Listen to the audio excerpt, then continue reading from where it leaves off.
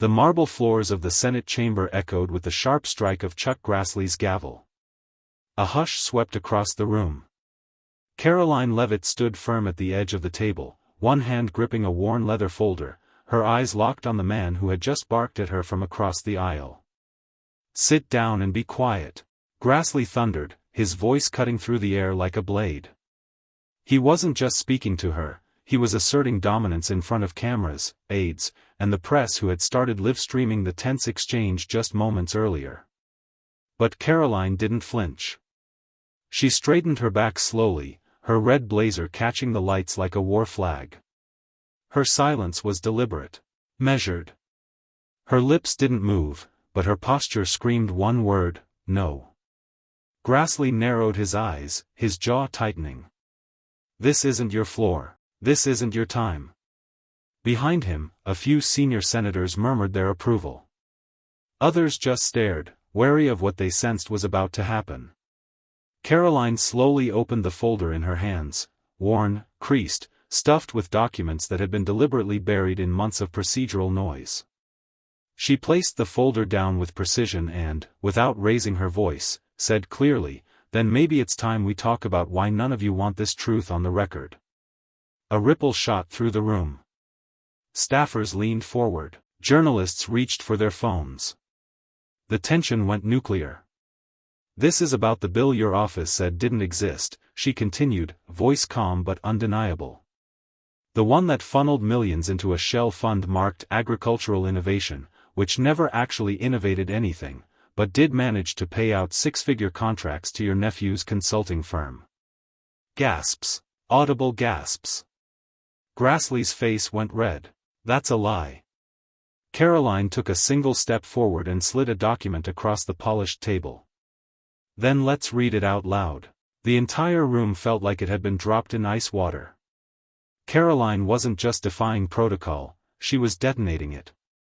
The youngest woman in the chamber had just cracked open a vault of secrets no one expected her to touch. And she was just getting started. Karoline flipped open the folder like she'd done it 100 times before, and maybe she had. But to everyone else in that chamber, it was as if a time bomb had been armed. Page after page, she laid out records, grants misallocated, ghost entities tied to lobbying firms, and a thin paper trail leading directly to Grassley's long-standing committee. "You think because you've been here for half a century that makes you untouchable?" Karoline's voice was ice. "It only means there's more to uncover." Across the table, Grassley looked like he'd been hit with a lightning bolt. His aides shifted nervously, unsure whether to intervene or let it burn. He reached for the microphone in front of him, but Karoline didn't pause. She raised a highlighted page. "February 3, 2019, your signature, $2.6 million to Midwest Revitalization Fund." Except that fund had no office, no staff. Just a mailbox in Des Moines and a bank account that paid out $150,000 to a firm run by Todd Grassley, your nephew. Gasps echoed. One senator dropped his pen.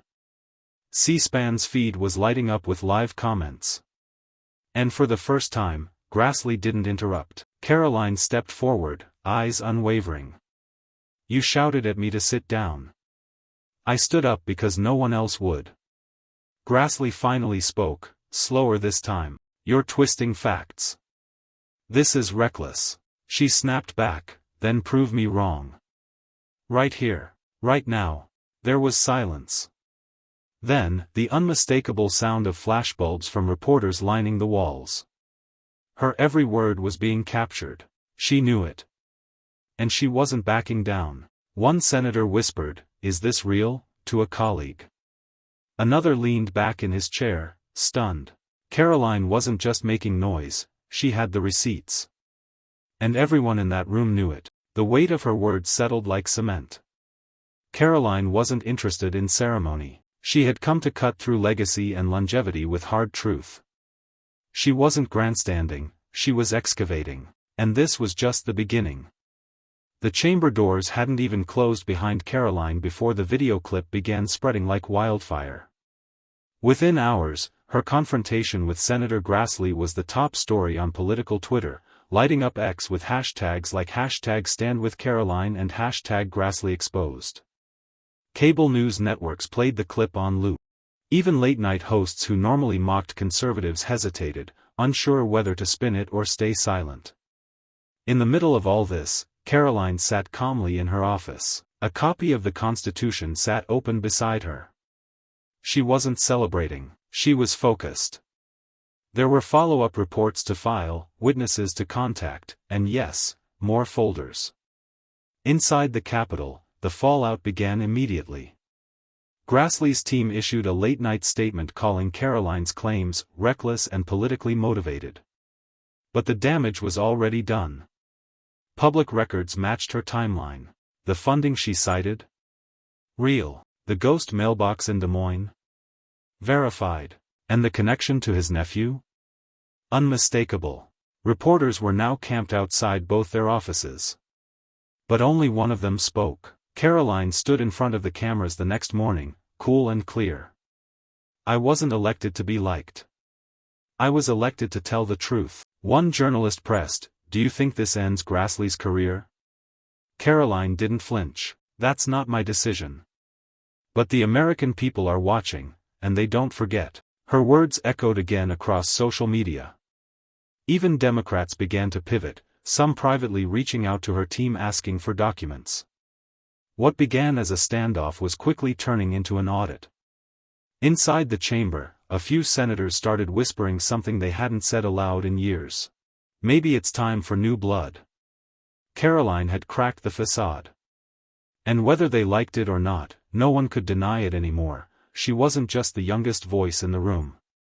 She was the loudest. And the sharpest. She didn't need permission to speak. She had something better, proof. And she wasn't finished yet. As Karoline walked back into the Capitol the next day, it wasn't just the media or her own staff giving her sideways glances, it was the senators themselves. Conversations abruptly stopped when she passed. Some wouldn't meet her gaze. Others did, but only to throw a forced smile that didn't quite reach their eyes. She wasn't surprised. What had started as a fiery exchange with Chuck Grassley had become something far bigger, a reckoning. Her words, her evidence, her unapologetic challenge, it all sent a chill down the old guard's spine. And now, whispers ran through the halls like a draft through the rotunda. She made Grassley look weak. Is she coming after us next? Karoline didn't need to say anything. The silence of others told her enough. Back in her office, her team was already fielding interview requests from every major network. But she wasn't interested in a media tour. She wanted follow-through. "There's a hearing coming up," her aide told her. Appropriations Committee. Grassley's slated to testify on allocations. Karoline nodded, already pulling up the files. "Then that's where we'll go." But her boldness hadn't gone unnoticed behind closed doors either. Later that evening, she received an unmarked envelope. Inside was a simple note: "Tread carefully. You've made enemies." No signature. No threats, just a warning. And that told her everything. Karoline placed the note aside and opened a new file. If they wanted her to slow down, they were too late. The wheels were already in motion, and she wasn't backing down. Not now. She glanced at the Constitution again, the same copy she carried through every meeting, every hearing. "We're either upholding this," she whispered to herself, "or we're just pretending." She knew where she stood. And this time, even the Senate couldn't ignore her. The hearing room buzzed as the Appropriations Committee session convened. Senators shuffled papers, aides whispered last-minute notes, and cameras clicked into place, just in case something headline-worthy happened. Karoline walked in last, calm, composed, eyes sharp. Chuck Grassley was already seated at the center of the committee table, flanked by familiar allies, faces that had been in Washington longer than she had been alive. But that didn't intimidate her. She walked past them without flinching and took her seat on the far end of the committee bench. The gavel dropped. The hearing began. Grassley opened with a rehearsed statement about federal allocations, rural development, and bipartisan progress. Words that filled space but carried little weight. Karoline listened carefully, her fingers tapping lightly on the manila folder in front of her. It wasn't nerves, it was timing. When the chair finally opened the floor for questions, she didn't wait. "Mr. Grassley," Karoline began, her voice steady, "can you point to a single line item in your proposed budget that directly serves the taxpayers of Iowa, without sending funds through 4 layers of bureaucracy first?" The room went still. Grassley blinked. I'm not sure what you mean by that." Karoline flipped open her folder. Page 47. Department of Infrastructure Disbursement. Funds are sent from federal offices to state agencies, then filtered through private consultants before reaching a local contractor, who's already 2 months behind and over budget.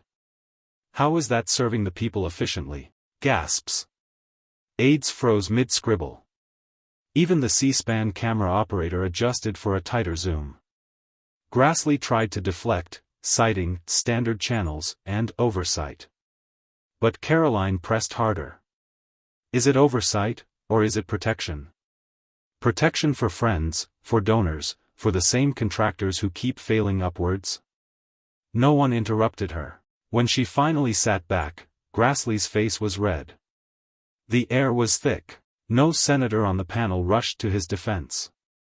Not this time. Karoline had done more than ask a question. She had dismantled the illusion, live, in front of the country, and for the first time in a long while, the Senate chamber echoed with something real. Accountability. The clip of Karoline's takedown had already hit social media before the session adjourned. On X, it was racking up retweets with captions like, "She brought receipts to a knife fight."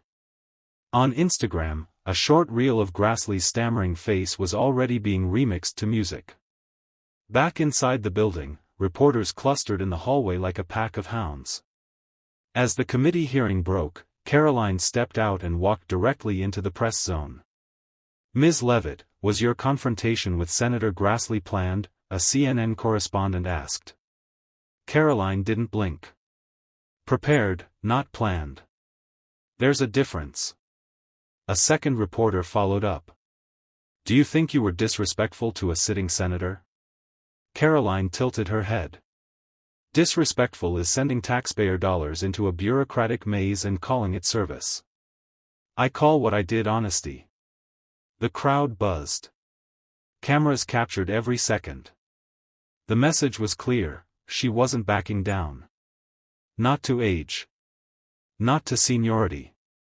Not to tradition. Meanwhile, Grassley's team went into damage control. A statement was drafted. Senator Grassley has always welcomed vigorous debate and stands by his record of serving Iowans with integrity. But the narrative had already slipped. Karoline had defined the moment, not him. That afternoon, Newsmax aired the exchange under the headline, "Leavitt blows up the swamp." Even MSNBC was forced to play the clip, though their framing was skeptical. It didn't matter. The visuals were too strong. The footage too raw. The truth too clear. By sunset, she had 3 new interview requests, an op-ed offer from the Wall Street Journal, and a fresh wave of grassroots donors sending her digital high-fives through $25 recurring contributions. She hadn't just won a moment. She'd launched a movement. And Grassley? He had underestimated a voice he couldn't mute, and a generation he didn't understand. By the next morning, the pushback had begun. Senator Chuck Grassley's communications team sent a strongly worded memo to every major outlet, labeling Karoline Leavitt's remarks as performative populism rooted in youthful inexperience. The headline in the Des Moines Register read, "Grassley Camp Responds to Outburst from Upstart Leavitt." But Karoline didn't flinch. Instead of retreating, she released a 5-minute video response, recorded in one take, in front of the Capitol steps. "No, Senator," she began, her voice steady but resolute, "I didn't grow up in the Beltway. I grew up watching families crushed under policies you signed. That wasn't an outburst. That was a reckoning." Within 30 minutes, the video had over 1.2 million views. Cable networks couldn't ignore the virality. Conservative hosts praised her conviction. Liberal analysts questioned her credentials. But none could deny one fact: Karoline had seized the national spotlight. Behind closed doors, Grassley's aides scrambled. "She's weaponizing authenticity," one senior staffer admitted on a leaked recording. "We're not prepared for this kind of directness. She doesn't play by the usual rules." Back in New Hampshire, Karoline's district office was flooded with calls, some critical, but the majority supportive. One local Vietnam veteran, who had previously backed Grassley for decades, left a voicemail. "I've never heard someone say what I've been thinking for years. You've got my vote, Karoline. No question." In D.C., the establishment was rattled. A private strategy session was held among Senate veterans. Terms like damage control, discipline messaging, and reinforced decorum were scribbled across whiteboards. But none of it mattered. Because while they were drafting statements, Karoline was writing the next chapter, in real time, in public, and with no filter. She walked into the House committee chamber later that day with the same blue blazer she'd worn during the confrontation, her cross necklace gleaming under the lights. Staffers whispered. Cameras followed.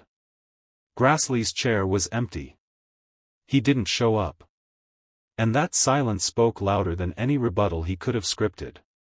3 days after the storm, something unexpected landed on Karoline Leavitt's desk, a formal letter embossed with a silver seal. It was from the Senate Oversight Subcommittee. Inside, an invitation. Or so it seemed. "Ms. Leavitt, you are invited to testify before the Subcommittee on Political Rhetoric and Public Decorum."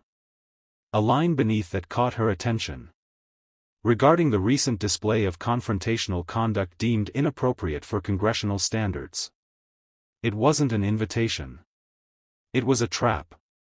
A polished ambush disguised in protocol. They wanted to scold her in front of cameras, corner her with procedure, and slap a label on her: unfit, unstable, divisive. Her team urged caution. "It's a setup," one aide warned. "You go in there, they'll twist every word." Karoline didn't flinch. "I've been underestimated my whole life," she replied.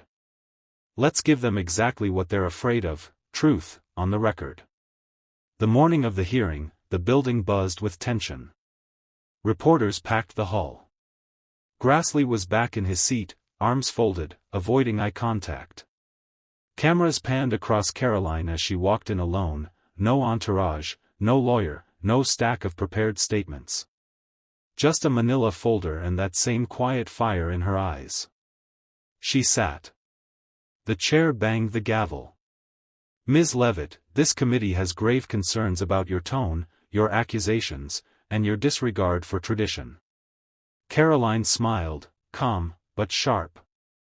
"With all due respect," she said, unfolding a document from her folder, "the American people have grave concerns about your silence, your double standards, and your disregard for the truth."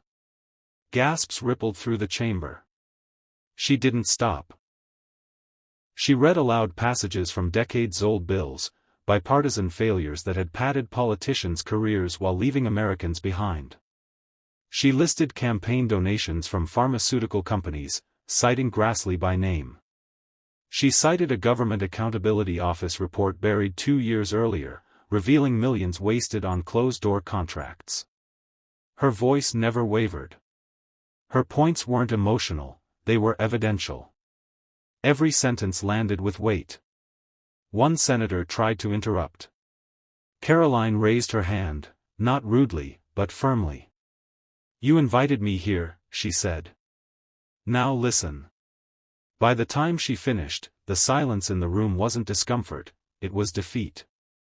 Even staffers who had come to roll their eyes were now leaning forward, pens down, stunned. Grassley looked down at his papers. He didn't speak. Karoline stood, collected her folder, and left the room, not with applause, but with something more powerful: respect she hadn't asked for, but had earned. Karoline's testimony triggered a political aftershock. Within hours, clips of her takedown in the Senate chamber exploded across every platform: X, formerly Twitter, YouTube, Rumble, TikTok. One video, captioned, "She made them listen," hit 10 million views overnight. Even outlets that normally dismissed her, CNN, MSNBC, The Atlantic, were forced to acknowledge the moment. But not everyone clapped. That night, Chuck Grassley's office issued a carefully worded statement calling Karoline's testimony performative grandstanding. Adam Schiff labeled it a reckless spectacle. And a White House press secretary subtly referred to her as a voice of disunity in an already divided nation. They tried to spin it. But the public wasn't buying it. Americans, millions of them, had heard her. Not just the words, but the tone. The clarity. The courage. For many, it wasn't about left or right, it was about someone finally naming names, showing receipts, and refusing to play nice with a system that had stopped serving the people. Karoline knew the backlash was coming. But what came next caught even her off guard. Late that night, after the flood of media, messages, and noise, her phone buzzed with a private number. She hesitated, then answered. The voice on the other end was unmistakable. Deep. Old. Calm. Powerful. "Ms. Leavitt," the voice said, "you made some powerful men very nervous today." She froze. "Who is this?" "You already know who I am," the man said. "And you already know that what you did today doesn't go unanswered." The line went dead. She stood in silence, staring at the phone in her hand. There were no threats. No insults. Just a voice. A warning. A reminder that the people she was up against didn't fight with tweets. They fought with silence, subpoenas, and shadows. The next morning, Karoline stepped out of her apartment to a crowd of reporters and flashing cameras. But behind them, on the sidewalk, stood something else. A mother in a wheelchair holding an American flag. A construction worker in his hard hat holding a sign, "Truth has no party." A teenager in a hoodie holding a phone, streaming live. She stood up. "We stand with her." Karoline smiled. Not at the cameras. At them. Then she walked toward the Capitol again, not as a guest, not as a pawn, but as a problem the establishment could no longer ignore. Karoline stood at the podium again. But this time, the room didn't feel the same. It wasn't tension, it was expectation. Even her critics leaned forward. Reporters gripped their pens like they knew something unpredictable was about to unfold. And seated silently across from her was Chuck Grassley, his hands folded, his face unreadable. Karoline took a breath and didn't hold back. She didn't rehash her previous words. She didn't respond to the personal attacks, the headlines calling her immature or inflammatory. Instead, she opened with something else entirely. "Senator Grassley told me to sit down and be quiet," she began, her voice steady. "But I don't serve at the pleasure of seniority. I serve at the pleasure of truth." A low murmur swept across the gallery. "I've read the Constitution. Nowhere in it does it say that a woman in her 20s has to apologize for having a spine." More murmurs. Cameras clicked like gunfire. "I came here not to make enemies, but to expose a game. A game where bills are negotiated behind closed doors, where voices are silenced unless they're convenient, and where the American people are used as political currency." She held up a single document, the same one she'd slammed on the table days before. "This isn't a stunt. This is a paper trail. And every name on it has something in common. None of them thought I'd read it out loud." Grassley's expression cracked. "Just slightly. Just enough. I have no dynasty. No corporate backing. No friendly anchors on primetime cable. I have my voice. And clearly, that's enough to shake this place." She stepped back from the mic. The silence was thunderous. Then, out of nowhere, someone stood and clapped. Then another. And another. Even a few sitting senators reluctantly joined in. The moment didn't belong to party. It didn't belong to the establishment. It belonged to truth. Outside the chamber, the nation was already buzzing. Her clip trended on X under hashtag #SheDidNotSitDown. Tucker Carlson covered it. So did Bill Maher. Even liberals who disagreed with her politics admitted, she changed the energy. Karoline didn't care about applause. What mattered was what followed. Investigations were launched. Documents she cited were subpoenaed. One senator even announced early retirement the next morning, citing a loss of alignment with the direction of things. She didn't burn the system down. She just lit a match, and forced the shadows to scatter. As Karoline walked down the marble steps of the Capitol, someone shouted from the crowd, "What's next?" She turned, smiled, and said, "Whatever it takes." Some told me I was too young. Others said I was too loud. But today proved one thing: you don't need decades in Washington to speak truth. You just need courage. When Senator Grassley told me to sit down, I stood taller. Not because I wanted attention, but because the American people deserve someone who won't bow to tradition when that tradition is silence. To every young woman watching, don't let power intimidate you. Let it provoke your purpose. You don't need to ask for permission to defend your values. You don't need to lower your voice to be heard.